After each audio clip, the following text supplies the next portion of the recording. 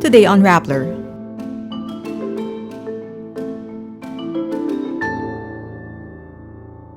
Wearing of face masks indoors will now be voluntary in the Philippines. Education Secretary Sara Duterte denies accusations of historical revisionism. Sister of alleged middleman in Percy Lapid's killing reveals the names of supposed masterminds.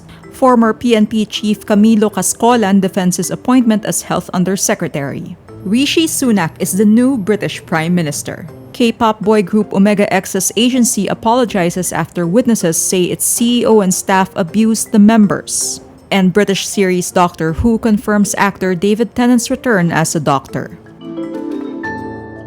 The Philippines is set to allow the voluntary wearing of face masks indoors. Tourism Secretary Cristina Frasco makes the announcement on Tuesday, October 25, after their cabinet meeting with President Ferdinand Marcos Jr. Franco says wearing of masks will still be highly encouraged for those who are unvaccinated, with comorbidities, and are senior citizens. Mask wearing will still be required in public transportation and medical facilities as well. Frasco says the move aims to make the country be at par with our ASEAN neighbors, who have long liberalized their mask mandates. This development comes as the Philippines detects cases of the more transmissible Omicron subvariant XBB.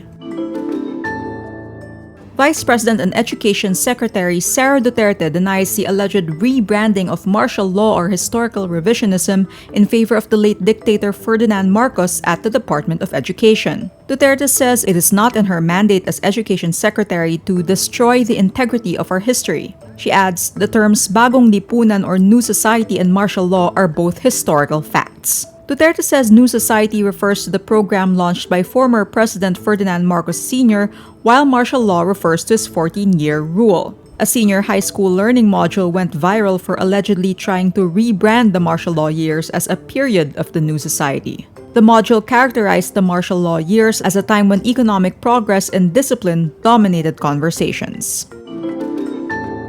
The sister of one of the alleged middlemen in the killing of journalist Percy Lapid gives names that may have been the masterminds behind the hit job. Marissa, whose real name was withheld, shows the names on a message her brother, alleged middleman Crisanto Villamor, sent from inside the New Bilibid prison before he died on October 18. In an exclusive ABS-CBN news report, Marissa reveals the commanders had aliases Sputnik, Happy-Go-Lucky, and BCJ. Justice Department spokesperson Miko Clavano says the DOJ has yet to verify and vet the truthfulness of Marissa's statements. In an interview with CNN Philippines on Tuesday, Percy Lapid's brother, journalist Roy Mabasa, says Marissa had reached out to him 3 days ago as well.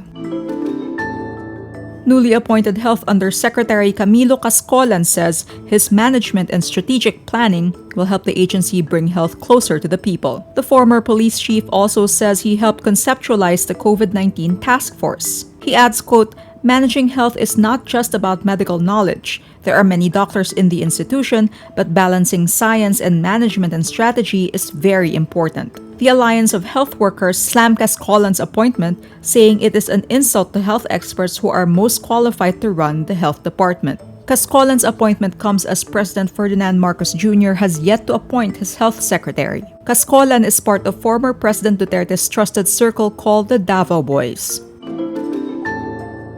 Rishi Sunak is Britain's new Prime Minister after winning the race to lead the Conservative Party and meeting King Charles III at Buckingham Palace. Sunak is now the country's first leader of color and replaces Liz Truss, who lasted 44 days before she resigned. The 42-year-old former finance minister is Britain's third prime minister in less than 2 months. With his new role, Sunak will tackle a mounting economic crisis, a warring political party, and a deeply divided country. He will need to review all spending, including politically sensitive areas such as health, education, defense, welfare, and pensions.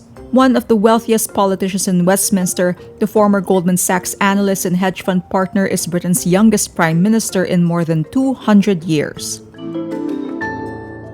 Spire Entertainment, the agency of K-pop boy group Omega X, responds to allegations the company staff physically and verbally assaulted the members. Witnesses claim seeing the agency CEO hit the members and staff yell at the boys in public, prompting the hashtag #ProtectOmegaX to circulate online. The agency expresses its deep apology for having caused concern through this unpleasant news. Although Spire Entertainment did not specify which incident, it acknowledged that an incident that caused a controversy after being revealed on social media had indeed taken place. The agency says the members and the agency have resolved all the misunderstandings. The members of Omega X have yet to speak up about the issue.